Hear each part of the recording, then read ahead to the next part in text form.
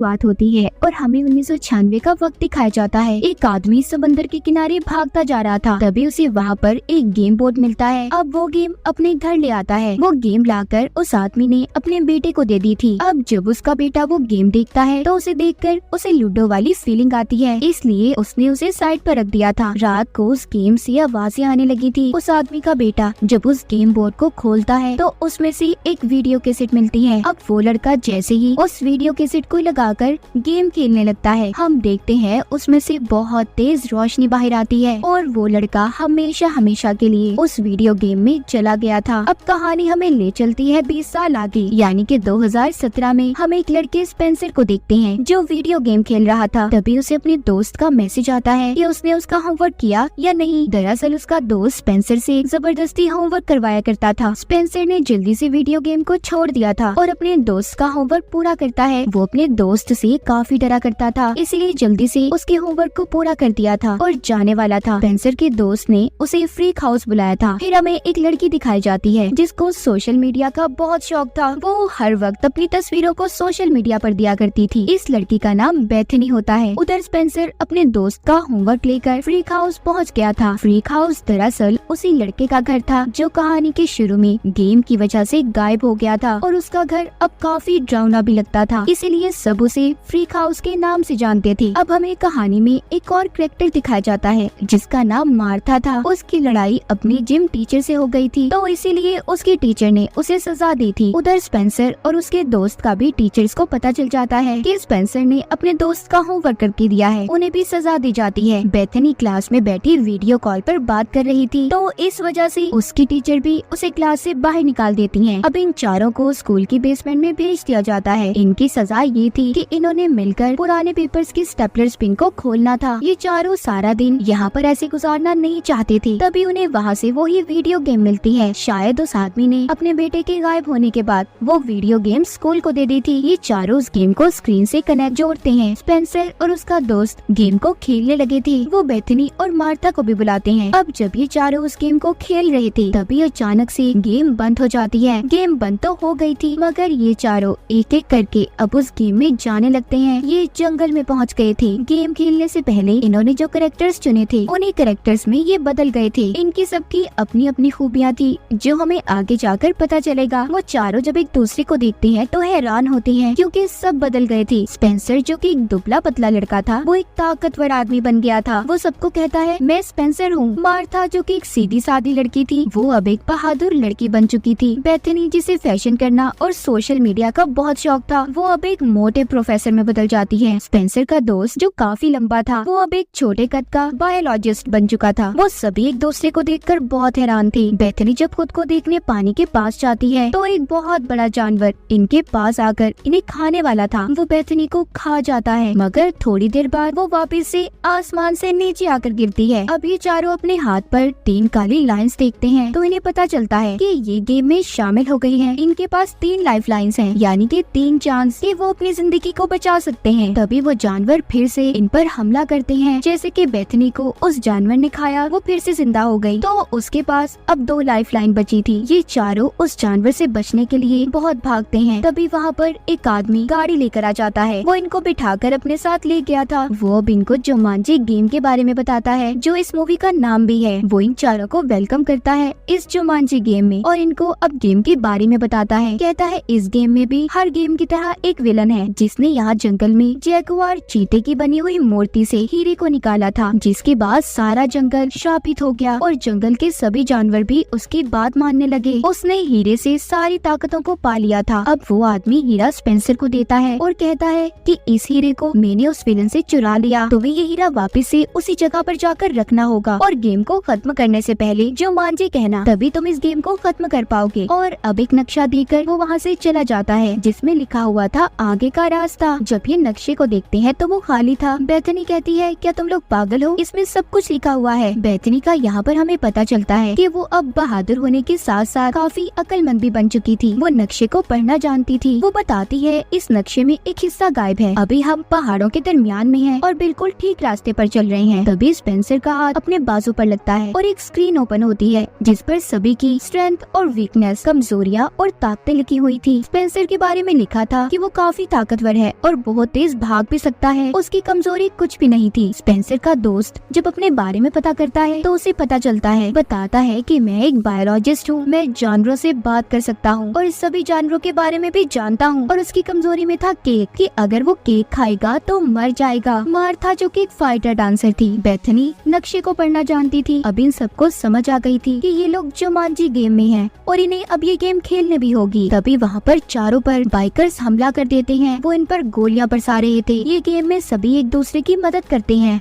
Bethany को जब एक बाइकर मारने वाला था तभी उधर मार्था आकर उस बाइकर का मुकाबला करती है और अपनी लड़ाई से मार गिराती है। स्पेंसर का दोस्त जो कि नहीं भाग पा रहा था, स्पेंसर उसे अपने कंधों पर उठाकर भागने लगता है। अब उन लोगों से बचते बचते ये चारों एक झरने के पास पहुंच गए थे। इनके पास कूदने के अलावा कोई दूसरा रास्ता नहीं था। तभी मार्था को पता चलता है कि उसे एक गोली लगी है। वो भी मर जाती है, मगर कुछ देर के बाद आसमान से आकर गिरती है। इसका मतलब उसकी भी एक लाइफ खत्म हो चुकी थी। यहीं पर स्पेंसर का दोस्त उससे लड़ने लगता है, कहता है कि ना तुम इस गेम को खेलते और ना ही आज हम इस मुसीबत में होते। स्पेंसर कहता है बकवास नहीं करो, मैंने अकेले इस गेम को नहीं खेला था। स्पेंसर का दोस्त जो हर वक्त उस पर हुक्म चलाता और डराया करता था, वो आज भी ऐसा ही कर रहा था। और इसी लड़ाई के दौरान वो स्पेंसर को धक्का दे देता है, जिससे स्पेंसर एक खाई में जाकर गिरता है, मगर वापिस से जिंदा हो गया था। उसकी भी एक लाइफ खत्म हो गई थी। जब स्पेंसर वापिस आता है तो ये लोग एक दूसरे से कहते हैं, ऐसे तो हम कभी भी नहीं निकल पाएंगे इस गेम से, हमें लड़ने से अच्छा है इस गेम को अच्छे से खेलना होगा। ये चारों नक्शे के मुताबिक एक बाजार में पहुंच गए थे, जहाँ पर स्पेंसर का दोस्त गलती से केक खा लेता है क्योंकि उसे भूख लगी हुई थी और इसी वजह से उसकी मौत हो जाती है। मगर थोड़ी देर बाद वो दोबारा जिंदा हो गया था। जैसा कि हम जानते हैं सबके पास लाइफ जिंदगी के 3 चांस हैं। उधर बाजार में इनके सामने एक बच्चा आता है जो इन्हें एक जगह पर ले आया था और कहता है वेलकम टू द जुमांजी। अब वो इन्हें कमरे के पास ले आया था और कहता है अगर आंखें झपकाई तो ये तुम्हें मार देगा। इतना कहकर वो चला गया था। इन्हें इस पहेली को सुलझाना था। वो जब उस कमरे में जाते हैं जहाँ पर एक बॉक्स में बहुत बड़ा सांप था। स्पेंसर जब उसको खोलता है तो इन्हें अब पता चलता है कि आंखें इन्हें सांप से मिलानी है। बेथनी कहती है मैं ऐसा कर सकती हूँ, जो कि अब एक प्रोफेसर में बदली हुई थी। मगर जब वो सांप के आगे बैठती है तो डर जाती है। वो सांप तभी मार्था पर हमला कर देता है, मगर स्पेंसर ने उस सांप के मुंह को पकड़ लिया था। ये उस बॉक्स से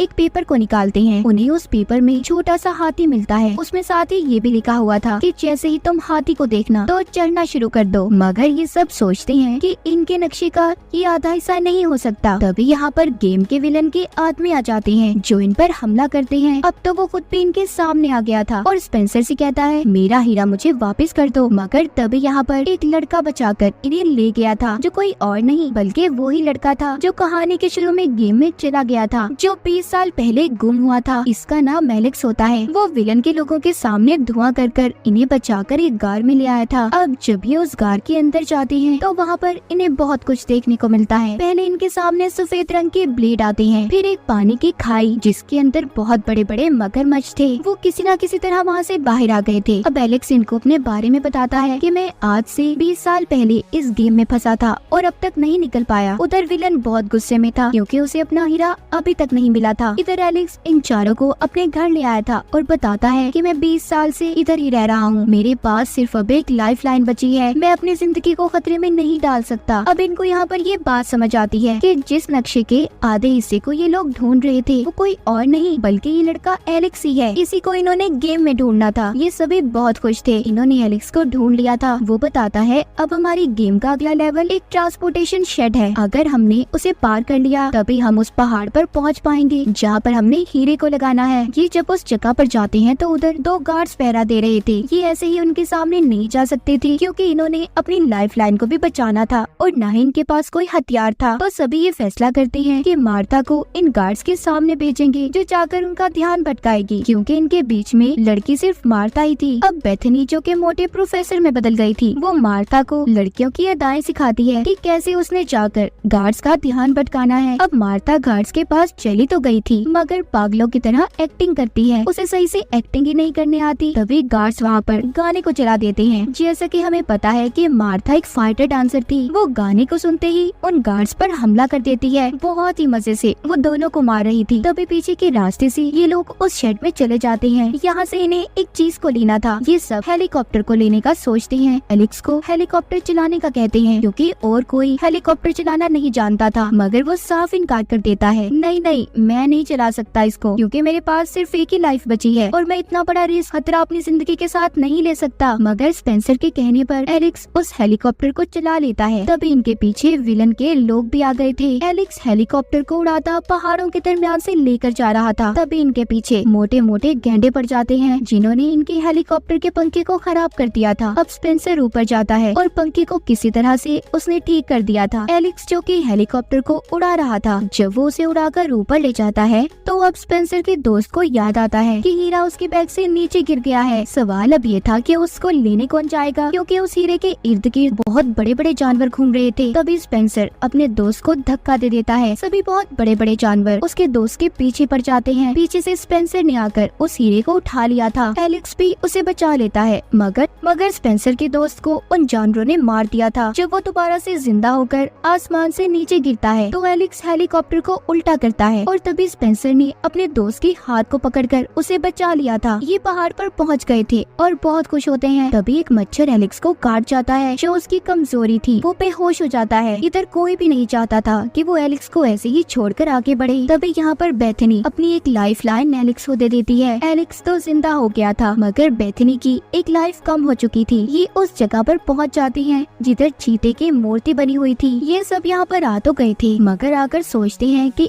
इतना सब कुछ आसान नहीं हो सकता जितना हमें लग रहा है। कुछ ना कुछ तो गड़बड़ जरूर है। इनमें से स्पेंसर कहता है मैं जाऊंगा पहले इस रास्ते पर, मगर जब ये थोड़ा सा आगे बढ़ता है तो बहुत से जानवर इस पर हमला कर देते हैं। एक चीते ने स्पेंसर को मार दिया था। जब वो वापस से जिंदा होकर आता है तो यहाँ पर वो अपने दोस्तों को बताता है कि रास्ता बहुत ही खतरनाक है, हम ऐसे एक ही रास्ते पर नहीं चल सकते। मेरे पास एक आइडिया है, हमें अलग अलग रास्तों पर चलना होगा। जब ये सभी अलग अलग रास्ते पर चल रहे थे तो स्पेंसर के दोस्त को एक बहुत बड़ा हाथी मिलता है। उधर विलन ने बेथनी को पकड़ लिया था और स्पेंसर से कहता है जो हीरा तुम्हारे पास है मुझे दे दो, वरना मैं इसे यहीं पर मार दूंगा। तभी पीछे से स्पेंसर का दोस्त आता है जिसके पास हीरा था। वो बहुत बड़े हाथी के ऊपर बैठा हुआ था। इधर बहुत से चीते उस पर हमला कर देते हैं। वो हीरा उसके हाथ से छूटकर ऊपर की तरफ गिर गया था। विलन भी बेथनी को छोड़ देता है। मार्ता यहाँ पर स्पेंसर से कहती है तुम ऊपर जाओ, हीरा मैं तुम्हें ला कर देती हूँ। अब स्पेंसर एक बाइक लेता है। उसने पहाड़ पर चढ़ना शुरू कर दिया था। उसकी राइडिंग बहुत ही शानदार थी। वो अपनी बाइक को नहीं रोकता और बस चढ़ता जा रहा था। उधर मार्ता जो हीरे को लेने गई थी तो देखती है हीरा बहुत से सांपों के बीच पड़ा हुआ है। उधर विलन भी आ गया था। यहाँ पर मार्ता जानबूझकर एक सांप पर पाँव रख देती है, जिससे सांप ने उसे काट लिया था। जब वो अपनी नई जिंदगी लेकर वापस आती है तो हवा में उड़ती हुई वो हीरा स्पेंसर को दे देती है। उस हीरे को स्पेंसर ने चीते की मूर्ति में लगा तो दिया था, मगर यहाँ पर कुछ भी नहीं होता। तभी सबको याद आता है कि ये गेम को तो खत्म करना था जुमांजी का नाम लेकर, और अब सब एक के बाद एक जुमांजी चिल्लाने लगे थे। इसके बाद उस जंगल का श्राप खत्म हो गया था। जंगल दोबारा से हरा भरा हो जाता है। गेम का विलन भी गायब हो गया था। जिसके बाद उन पांचों के पास वही आदमी आता है जो इन्हें गेम के शुरू में मिला था। कहता है आप लोगों का शुक्रिया, आपने हमारे जुमांजी जंगल को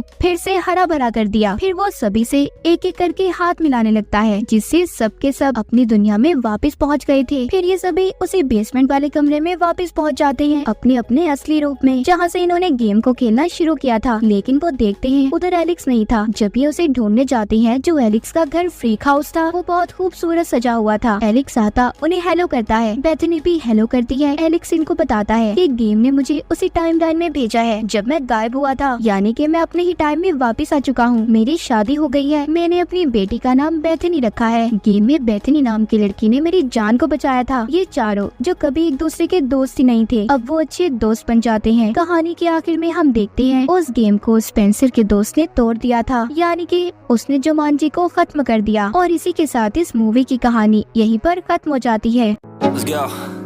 Yo, I'm like an addict, do I gotta have it. I ain't even playing, got a really bad habit. If it moves, gotta grab it.